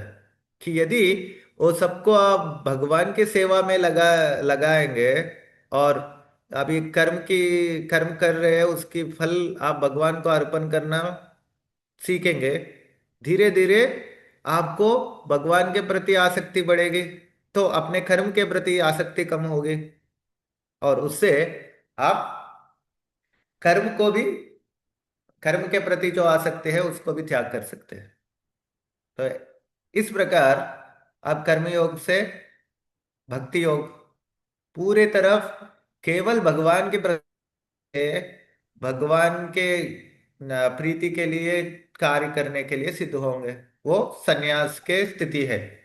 तो इसीलिए, तो सॉरी, प्रभु जी अगर इसीलिए जैसे फल फल उच्च में कोटि असक गृहस्थ आश्रम में हो या संन्यास आश्रम में हो, किसी भी आश्रम में हो, वो उनको गोस्वामी कहलाता है। गोस्वामी अपने इंद्रिय को अपने वश में रख लिया, उनको और कोई आसक्ति नहीं है, केवल भगवान के हित, भगवान के प्रीति के लिए और सारे पृथ्वी के हित के लिए ही वो कार्य करते हैं। तो प्रभु जी एक गृहस्थ व्यक्ति है और वैश्य धर्म में है, तो इसको वो कैसे कंपाइल करेगा कि भी वो आसक्ति मान लिया कि उसमें उसने आसक्ति पैदा ही नहीं करी, कर्म के फल के प्रति आसक्ति नहीं पैदा करी। अगर वो आसक्ति पैदा नहीं हुई तो सारे का सारा फल तो एक्चुअल में ही भगवान का हो गया, तो फिर वो अर्पित क्या करेगा? वो अर्पित अपनी भावना को, क्योंकि वो प्रेम को, एक्सेप्ट कैसे करेगा अब उसको? अगर सब कुछ भगवान का तो कैसे एक्सेप्टेंस लेगा? और उसमें जो थोड़ा बारीक सा बीच में अपने आता है कि हृदय में जो भावना है उसको अर्पण करेंगे भगवान के लिए। जो अच्छा लगता है उसको बनाने में, नहीं, प्रीतिपूर्वक बनाने में, नहीं, प्रभु जी उसमें मैं गृहस्थ हूँ, श्रद्धा जैसे पूर्वक, मैं जैसे। प्रभु जी जैसे मैं गृहस्थ हूँ, गृहस्थ व्यापार कर रहा है, मैंने आसक्ति नहीं रखी, जरा ठीक है, जो भगवान करेगा वो वैसा जो मेरे को। अब जब आसक्ति नहीं है तो फल टोटली भगवान का हो गया, मतलब कैलकुलेशन के हिसाब से वो सारा का सारा भगवान का ही है। तो अब उसको एक्सेप्ट कैसे करूंगा मैं? हम्म मेरे को लेना ना उसमें से, ठीक है ना। मेरे अपने परिवार पालने के लिए लेना है। सपोज मैंने 10 रुपए का कोई व्यापार किया, 100 रुपए प्रॉफिट हो गया, 90 रुपए, अब मैं उसमें आसक्त तो हुई नहीं, आ गए अपने आप, आ गए मेरे पास 90 आ गए, अब मैं उसको एक्सेप्ट कैसे करूंगा? अगर मैं व्यापारी हूं तो मेरे पास प्रॉफिट तो आएगा ही, मैं उसमें आसक्त नहीं हूँ, वो ऑटोमेटिकली मैं व्यापार कर रहा हूँ, मेरे को भगवान दे रहे हैं वो। जैसे वो एक कथा आती है ना, चैतन्य महाप्रभु की, जो केले के पत्ते के डोने बेचता था, तो उसके पास जो आता था संतुष्ट था, वो आधा उसको दे देता। पर इसको ऐसे हम एक्सेप्ट करने का कैसे भाव, कैसे उसको कर सकते हैं कि हमें लगे कि हम एक्चुअल में। तो सॉरी, हाँ, तो उसको एक्सेप्ट हम ऐसे कर सकते हैं, क्योंकि हमारी स्थिति, हमारी श्रेणी जब उस लेवल पे है कि हम केवल भगवान के प्रीति के लिए कर रहे हैं, तो कार्य आपके लिए महत्व नहीं है। भगवान के प्रति आप प्रेम पूर्वक कुछ अर्पण कर रहे हो, उसके आदान प्रदान में आपके आपके मन है। जैसे जो प्रेमी प्रेमिका है, जब अगर कॉलेज लेवल पे या फिर जब उनको आ, कुछ नौकरी नहीं है, उस टाइम जब प्रेमिका रहते हैं, वो आदान प्रदान में कुछ सिंपल वाले गिफ्ट देते हैं एक दूसरे को, किंतु उनकी बहुत उनको बहुत इंपॉर्टेंट है उनके लिए वो। एक थोड़ा कीचेन हो या कुछ भी हो, हाँ, छोटा चीज, 5 रुपए वाला, 10 रुपए वाला चीज, वो भी बहुत इंपॉर्टेंट है। और वो इतना बाकी आप हजारों रुपए, लाखों रुपए खर्चा करके कोई और चीज नहीं देते, उसको इतने लगाव नहीं है जितना ये 5 रुपए वाला चीज में है। क्यों? क्योंकि वहां पर उनका प्रेम है। एक भौतिक उदाहरण है, किंतु भगवान के प्रति भी ऐसे ही है। तो आपके पास कितना धन है, आप कितना दे रहे हैं भगवान को, कितना वस्तु आप अर्पण कर रहे हैं, उससे महत्व नहीं है, उसमें कुछ महत्व नहीं है। प्रेम से आप पत्रम पुष्पम फलम तोयम यो मे भक्त्या प्रयच्छति तदहम भक्ति प्रहृतम अश्नामि प्रयतात्मना। भगवान बोलते हैं कि आप इस प्रकार यदि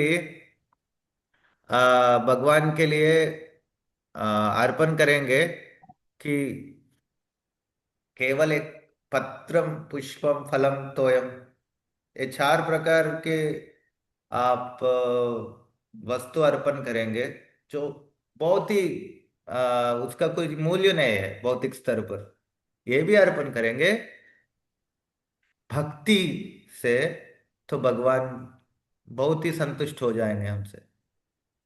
किंतु यदि कोई व्यक्ति को भगवान को समर्पण करने के लिए उनके पास अनेक धन है, उसको अपने खजाना में रखे, वो केवल पत्रम पुष्पम फलम तो एम अर्पण कर रहे, मतलब उसको भगवान के प्रति आसक्ति नहीं है।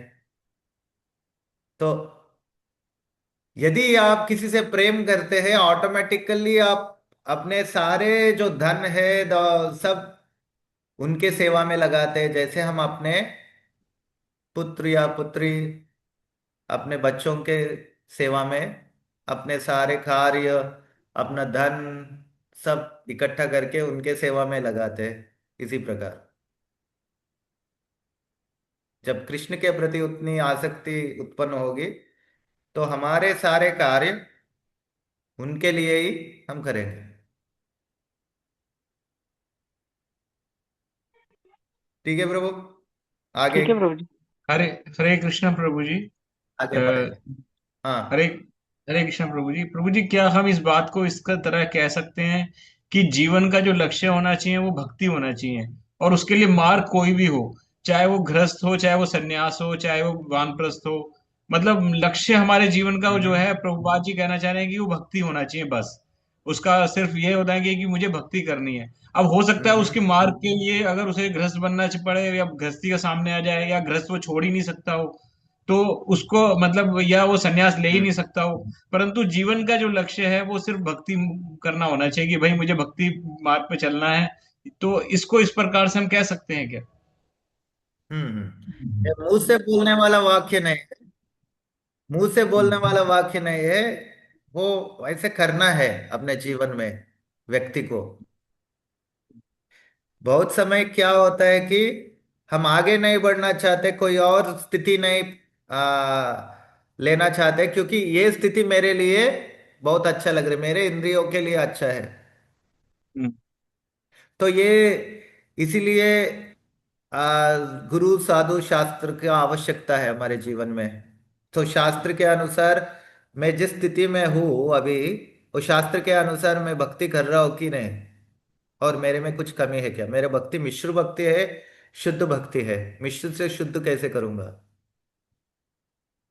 जैसे एक छोटा उदाहरण देता हूँ कि अभी बहुत सारे दिन से, 1 महीना 2 महीना हुआ कि मैं मोबाइल फोन थोड़ा ज्यादा यूज कर रहा हूँ, और मुझे एक बहुत ही इंपॉर्टेंट कार्य करना है, लेकिन मेरे पास टाइम नहीं आ हो रहा है। लेकिन मैं देख रहा हूँ कि कोई ना कोई फोन कर देते हैं, यह होता है आप व्हाट्सएप देखने जा चालू करते हैं, व्हाट्सएप अपडेट सबका देखते हुए ऐसे बहुत टाइम वेस्ट हो जाता है। तो मैं यदि सोचूंगा ओ मैं केवल भक्ति के लिए कर रहा हूँ, भक्तों के लिए कर रहा हूँ, मैं कुछ गलत काम नहीं कर रहा हूँ, ये भी भक्ति है वो भी भक्ति है, किंतु मेरे लिए जो इम्पोर्टेंट है वो मैं नहीं कर पा रहा। इसीलिए अभी मैं कुछ ना कुछ स्टेप लेना है ना, फिर मैं अपना सिम कोई एक छोटा मोबाइल में बदल दिया हूँ, तो कम से कम वो मोबाइल में जब वाईफाई है तब हम देखेंगे जो भी व्हाट्सएप मैसेज है। नॉर्मल टाइम में तो छोटा फोन है, छोटा फोन में जितना काम होगा उतना करेंगे। और उस टाइम में, बाकी टाइम तो तुम्हारे पास है, तब टाइम निकालने की कोशिश करो। कुछ ना कुछ आप मैंने परिवर्तन करने की कोशिश हमेशा हाँ करना होगा। ये नहीं मेरा हम अपने इसमें आप। तात्पर्य एक ये था प्रभु जी कहने का कि जैसे आपने बताया कि जो चैतन्य महाप्रभु है उन्होंने संन्यास लिया था, भक्ति उनका लक्ष्य था कि भाई मुझे प्रचार करना है, कोई बात नहीं सुन रहा था। लेकिन एक स्थान पे आता है जब वो नित्यानंद प्रभु को कहते हैं कि आप गृहस्थ जीवन में चले जाओ। हम्म। तो इससे क्या तात्पर्य था उनका कि मतलब ये थोड़ी तात्पर्य था कि वो गृहस्थ जीवन जिए, उनका तात्पर्य इससे क्या था, या उनका तात्पर्य उसमें भक्ति का था, क्या लक्ष्य था? हाँ, वही लक्ष्य भक्ति होना चाहिए। और सन्यासी बनने से ऐसा नहीं है कि ऐसे कि आप उत्तम भक्त हो जाएंगे। और ऐसा नहीं है कि ठीक है अभी नो मुझे कुछ त्याग करने की जरूरत नहीं है, मैं अपनी जगह पे स्थित हूँ। और मेरे सारे नो इंद्रिय तृप्ति के लिए मेरे सारे जितना भी सामान है वो ऐसे ही रहेंगे। दोनों प्रकार की भावना में कुछ कमी है। तो सारे जितना भी हमारे पास वस्तु है, जितना भी धन है, सब भगवान की सेवा में लगाने में है। यदि कोई वस्तु आपको भगवान को सेवा करने के लिए बाधा बन गई, भगवान के सेवा करने में वो बाधा डाल रही है, उसको त्याग देना है।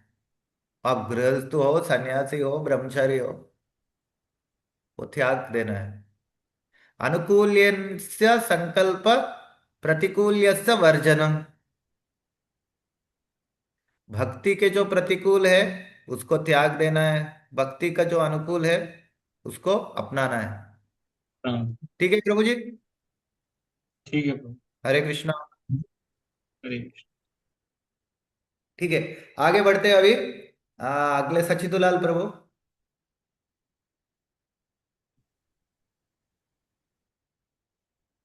11वें श्लोक से।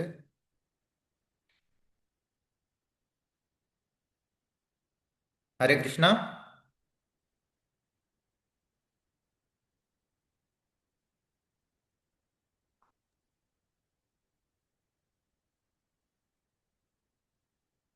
आवाज नहीं आ रहा क्या मेरा? आ रहे प्रभु जी। प्रभु जी मेरी आवाज आ रही है आपकी? मेरी आवाज आ रही है? हाँ, अभी आ रही है। हाँ जी हाँ। प्रभु जी, हरे कृष्ण, दोनों प्रणाम प्रभु जी।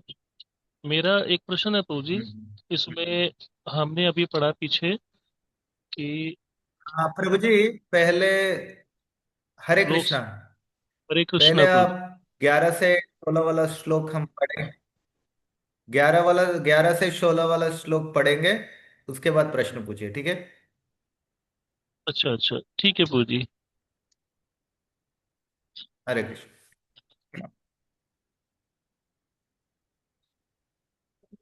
ये श्लोक संख्या 11 पढ़ना है पहले।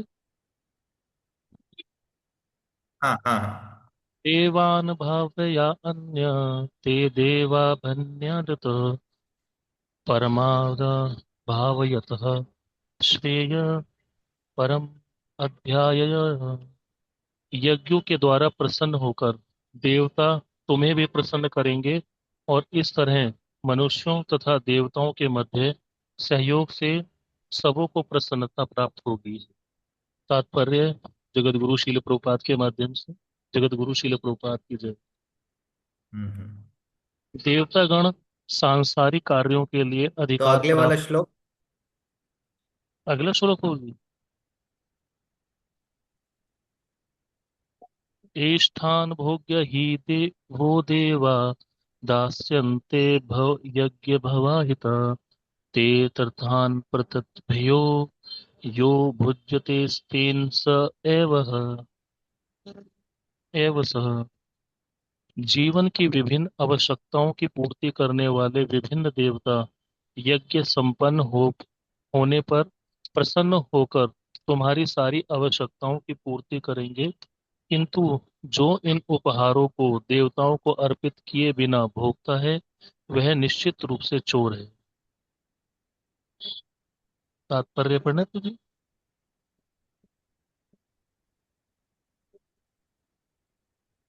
तो भगवान भी सृष्टि इसी प्रकार बनाया कि देवता हो या मानव हो, सबको यज्ञ करना है। हाँ, मानव यदि मनुष्य यज्ञ करेंगे, उसकी फल देवताओं को मिलेगा, और देवता वो फल प्राप्त करके संतुष्ट होके वो मनुष्य को अपने काम के लिए जो वर्षा है, जो अन्न उगाना है, सब में सहायता करेंगे।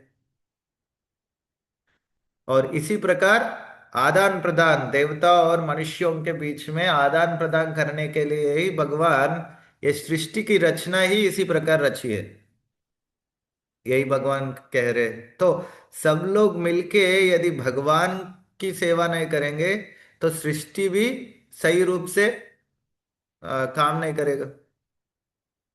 तो इसीलिए सबको यज्ञ करना है।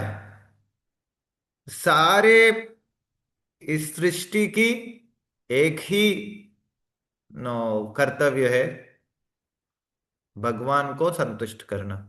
सृष्टि की रचना ही इसीलिए हुई, क्योंकि बद्ध जीव इस भौतिक सृष्टि में आते क्यों? क्योंकि वो भगवान के तत्व को जाने बिना वो भगवान के अनुकरण करना चाहते हैं। तो वास्तविक रूप में यदि उनकी आत्म साक्षात्कार होगी तो वो समझ पाएंगे कि वो केवल अणु है और भगवान के दास है, और उनकी संतुष्टि केवल भगवान। तो वास्तविकता में सच्चिदानंद रूपी जो जीव है, वो भगवान जो विभु रूपी परमात्मा है, उनकी सेवा करना चाहिए उनको। तो सृष्टि भी इसी प्रकार भगवान बनाए ताकि हमको एक प्रेरणा मिले, हम इस प्रकार भगवान की सेवा करें। आगे प्रभु, अगले श्लोक।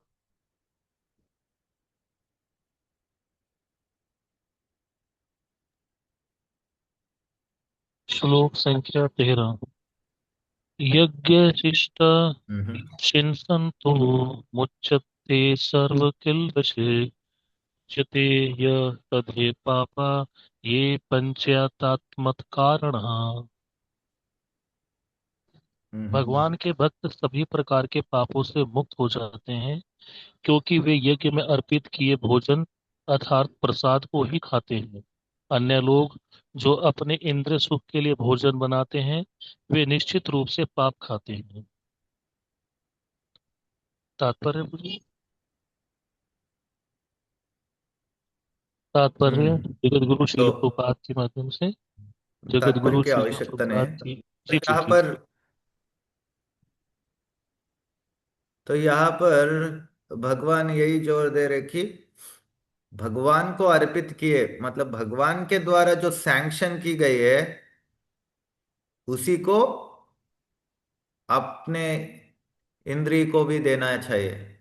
यदि हम अपने इंद्रिय सुख के लिए भगवान को अर्पित किए बिना कुछ भी हम लेंगे, उसका हमको पाप लगेगा। तो इसलिए यज्ञशिष्टाशिनासंतो ना ये श्लोक, यज्ञशिष्टाशिनासंतो मुच्छन्ते सर्वकिल विषय। यज्ञशिष्ट तो जो परिशिष्ट है, जो यज्ञ में भगवान को अर्पित करने के बाद जो अवशेष है, वही लेना चाहिए हमको। अगले वाले श्लोक।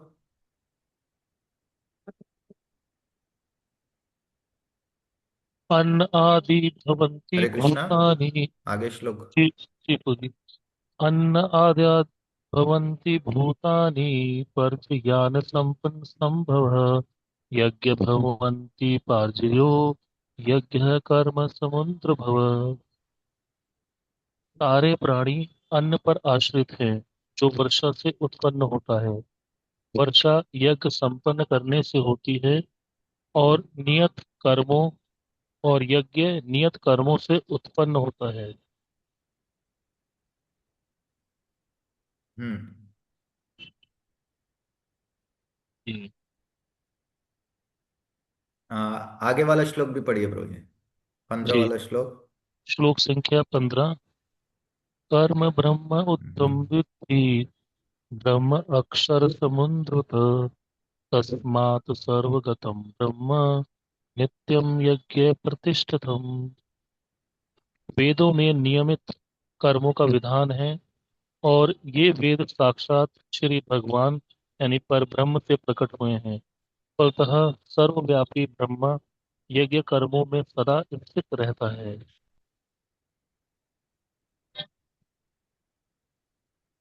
हम्म। श्लोक संख्या तो 16। यह, नहीं नहीं, 15 श्लोक में तो सबसे पहले भगवान है। हम्म। और भगवान के द्वारा वेद, जो मनुष्य के लिए जो ज्ञान चाहिए अपने जीवन में, सारे ज्ञान वेदों में है। उनको इंद्रिय तृप्ति करना है, काम करना है, उसके ज्ञान है। जो लाभ लाभ प्राप्त करने के लिए उसका ज्ञान है। धर्म की पालन करने के लिए ज्ञान है। मोक्ष के लिए ज्ञान है। और भगवत प्रेम के लिए भी जो ज्ञान चाहिए, सारे ज्ञान वेद में है। तो जब वेदों के अनुसार अपने कर्तव्य निभाते हैं व्यक्ति, उससे क्या होगा? उसको वो यज्ञ कर रहे, तो वो यज्ञ का, उसको यज्ञ मानते हैं भगवान। और वो यज्ञ करने से नो देवी देवता संतुष्ट होके उनके लिए नो वर्षा का उत्पन्न होता है। और वर्षा से हम अन्न की नो दान को उगा सकते हैं। और दान को जीव लेते हैं, अपने शरीर के लिए आवश्यक है हमको। और ये सब हम भगवान को अर्पित करके यदि हम लेंगे, तो हम इस भव बंधन से मुक्ति पाएंगे। तो जब सारी सृष्टि की रचना हुई, सबसे पहले भगवान की नो भगवान के जो फ्लूट है, उससे भगवान का गायत्री मंत्र का बोधन हुआ ब्रह्मा जी को। और उससे जो काम गायत्री का बोधन हुआ, उसी से ब्रह्मा जी ने सारे वेदों का चार चतुर्मुख ब्रह्मा, चारों मुख से चार वेद प्रस्तुत हुए। और वो चारों वेद में हमारे कर्तव्य क्या है, हमारे जीवन में हम किस प्रकार के कर्म करना चाहिए, इसका ज्ञान हमको मिलता है। और सही कर्म करने से वो क्या होगा? उससे यज्ञ यज्ञ होगा। और यो यज्ञ से संतुष्ट होके देवी देवता हमारे लिए देवी देवता वर्षा के उत्पन्न करेंगे, वर्षा देंगे। और वर्षा से हम अपने लिए जो भी चाहिए शरीर को संतुष्ट रखने के लिए अनाज का उगा सकते हैं। उससे हम भोग लगा के भगवान को अर्पण करना चाहिए। और अर्पण करके जब उसके प्रसाद हम प्राप्त करेंगे, उससे हम ये भवबंधन से मुक्ति पा सकते हैं। ठीक है, अगले श्लोक पढ़िए प्रभु, लास्ट।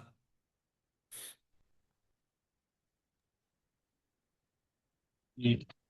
श्लोक संख्या 16। एवं परिवर्तितं 16। चक्रं नानुवर्त्य यहितः अयाधुरित्यया रामो मुक्तः पार्थ स जीवत। हे प्रिय अर्जुन, जो मानव जीवन में इस प्रकार वेदों द्वारा स्थापित यज्ञ चक्र का पालन नहीं करता, वह निश्चय ही पाप में जीवन व्यतीत करता है। ऐसा व्यक्ति केवल इंद्रियों की तुष्टि के लिए ही व्यर्थ ही जीवित रहता है। तात्पर्य पढ़ो हम्म। जी। तात्पर्य हाँ, जगत गुरु श्रील प्रभुपाद के ना ना माध्यम ना, से। जी। हरे कृष्णा, जरूर नहीं तो। हरे कृष्ण। ठीक तो है। इसी प्रकार यदि कोई शास्त्र के अनुसार दी गई कार्य करेंगे और यज्ञ करके यज्ञ का जो प्रसाद है उसको यदि जो खाएंगे वो सारे पापों से दूर रहेंगे और इस भवबंधन से मुक्त होने का चांस है उनको। किंतु जो शास्त्र के विधि विधान के अनुसार नहीं चलेंगे उनको केवल पाप ही करेंगे वो, और वो पाप से और भी नो भवबंधन में और भी फंसेंगे वो। तो इस जो खंड है 10 से 16 श्लोक, इसका क्या सारांश है यहाँ पर कही गई। प्रभु जी पढ़िए लास्ट। इस प्रकार मानवता को पाप से बचाने के लिए भगवान स्वयं उचित कर्म अर्थात यज्ञ के रूप में प्रकट होते हैं। जीवन में उन्नति करने का एकमात्र उपाय यज्ञ का पालन करना है। दूसरा, यज्ञ वेदों में वर्णित नियत कर्मों से उत्पन्न होते हैं। वेद स्वयं भगवान की प्रत्यक्ष अभिव्यक्ति है। अतः भगवान जो परम पुरुषोत्तम है सदैव यज्ञों के कर्मों में स्थित रहते हैं। तो ये इस खंड का सारांश है। जो वेद में जितने भी ज्ञान दी गई है, जिस प्रकार के कर्म की आ, वेद वेद में घोषणा है, वो सब हमको भगवान के पास ले जाने के लिए ही है। उसका उद्देश्य एक ही है। सब वेदों का, सारे वेदों का उद्देश्य एक ही है, भगवान के सेवा में हमको लगाने के लिए। तो इसीलिए कर्म किस प्रकार के कर्म करना है हमको, जो कर्म शास्त्र के अनुसार है, और जहां पे हम यज्ञ करेंगे किसी प्रकार की, यज्ञ मतलब यज्ञ में त्याग रहेगी, सैक्रिफाइस, यज्ञ को भी सैक्रिफाइस करते हैं, त्याग सैक्रिफाइस करके ही संबोधित करते हैं इंग्लिश में, और त्याग को भी सैक्रिफाइस करके ही संबोधित करते हैं। तो यज्ञ जब करेंगे हम, यज्ञ मतलब किसी और के लिए, किसी और की प्रसन्नता के लिए कर रहे हैं, तो भगवान की संतुष्टि के लिए यज्ञ करेंगे, क्योंकि यज्ञ पुरुष ही विष्णु है। तो भगवान की संतुष्टि के लिए यदि यज्ञ करेंगे, उससे हम सारे पापों से मुक्त हो सकते हैं, और वो उचित कार्य है और उचित कर्म है। तो कर्म योग जब कब बनेगी, जब हमारे कर्म शास्त्रों के अनुसार रहेंगे, और कर्मों किस किस किस प्रकार के कर्म कर रहे हैं हम, यज्ञ के लिए, यज्ञ करने के लिए, यज्ञ संतुष्टि के लिए, भगवान की संतुष्टि के लिए यदि कर्म कर रहे, तभी वो कर्म योग होगा। ठीक है। हरे कृष्णा। किसी का कुछ प्रश्न? हाँ प्रभु जी जी, जैसे प्रभु ये जी यज्ञ एक प्रश्न था प्रभु जी मेरा ना, मैं पूछूं प्रभु जी क्या? एक, हाँ, ठीक है सचिदुलाल प्रभु। सचिव जी। प्रभु जी मेरा प्रश्न 5वें श्लोक से है, जिसमें कहा गया है कि प्रत्येक व्यक्ति को प्रकृति से अर्जित गुणों के अनुसार विवश होकर कर्म करना पड़ता है। मुझे ये विवश नहीं समझ में आया कि जब हम्म। बताया जाता है कि कर्म शाश्वत नहीं है, कर्म को चेंजेस करके हम भक्ति की तरफ भी रुख कर सकते हैं और आध्यात्मिकता का है ना पालन करते हैं, और अगर कर्म गलत करेंगे तो तामसिक जीवन व्यतीत करते हुए नरकों में जा सकते हैं। तो इसमें पूजी विवशता किस बात की है? जब हमने तय तय कर लिया कि आप हमें जो समझा रहे हैं हमें समझना है और शास्त्रों का अनुमोदन करना है, तो उसमें विवशता क्या रह जाती है पूजी? वो तो हमने राह पकड़ ली, तो उसमें कर्म जो है, हमारे गुण जो है, हमारे कर्म को किस प्रकार विवश करते हैं पूजी? श्लोक संख्या 5 पूजी। इसमें दो प्रकार की विवशता है। हाँ हाँ, दो प्रकार की विवशता है हमारे लिए। सबसे पहले तो हम भौतिक स्तर में विवश है, क्योंकि हमारे जो पूर्व जन्म है, पूर्व जन्म में हमारे जो कर्म है, उसके फलभूति हमको इस प्रकार के शरीर और इस प्रकार के मन और बुद्धि मिले। तो जी उसमें हम विवश है कि अभी हम हमारे लिए किस प्रकार की फैसिलिटी है। जैसे आप का आज तक जितने काम किया उसके हिसाब से आपका बैंक बैलेंस रहेगी। तो जी उस बैंक बैलेंस के हिसाब से आप क्या क्या खरीद सकते हैं, आपकी स्थोमता क्या है खरीदने की, वो तय की जाएगी। उसी प्रकार आपके जो पूर्व जन्म सुकृति और दुष्कृति के अनुसार आपके मन बुद्धि और आपके शरीर सारे अंग है कि नहीं, सबसे पहले हाँ सारे अंग हम प्राप्त की कि नहीं, और उसके साथ साथ मन और बुद्धि कितने तेज है, ये सब हमको एक सीमित की जाती है। तो यदि आपको भगवान एक ही हाथ दिए हैं तो दोनों हाथ का काम तो नहीं कर सकते। यदि हमारे बुद्धि भगवान कम दी है कि आप आइंस्टीन नहीं बन सकते। तो इस प्रकार की विवशता एक रह जाती है सबको।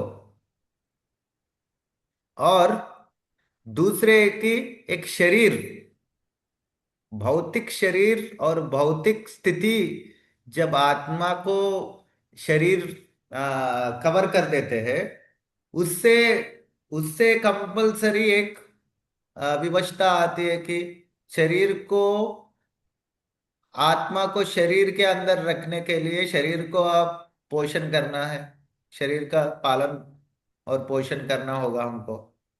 तो उसको करने के लिए हम विवश हैं, तो कुछ ना कुछ कार्य करना है। और वो कार्य किस प्रकार की होगी कि आपका जो गुण है उसके अनुसार।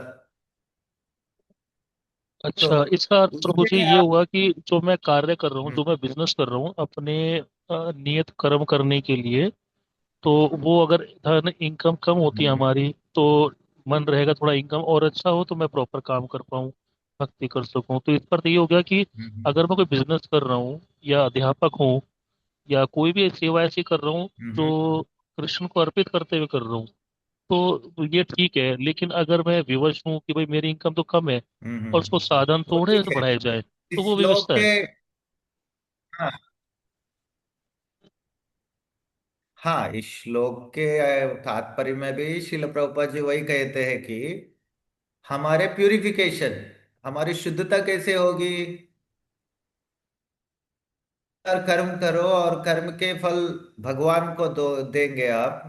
धीरे धीरे आत्मा को शरीर के जो बंधन है, और शरीर के बंधन, शरीर में बंधने के वजह से आत्मा जिस गुण में बंधी है, जिस गुण के द्वारा विवश है, वो विवशता से धीरे धीरे दूर हो सकते हो। तो अभी इस स्थिति से ऊपर उठने के लिए आपको कर्म करना है। वो कर्म कैसे करेंगे आप? शास्त्र के अनुसार आपके गुण और जिससे मैच करते हो वैसे कर्म करो, और धीरे धीरे आगे उठो, आप ऊपर उठो। तो तो जी यदि अभी आप जो गृहस्थ है, यदि आप अभी गृहस्थ है, आज संन्यास नहीं ले पाएंगे कोई भक्ति में आने से। धीरे धीरे भक्ति में उनकी दृढ़ता बढ़ेगी, और उनकी स्थिति ऐसे है, और उनको आ, आ, उच्च कोटि भक्तों का, उनको बहुत आज्ञा मिली है उच्च कोटि भक्तों से कि आप देश विदेश जाके प्रचार करो।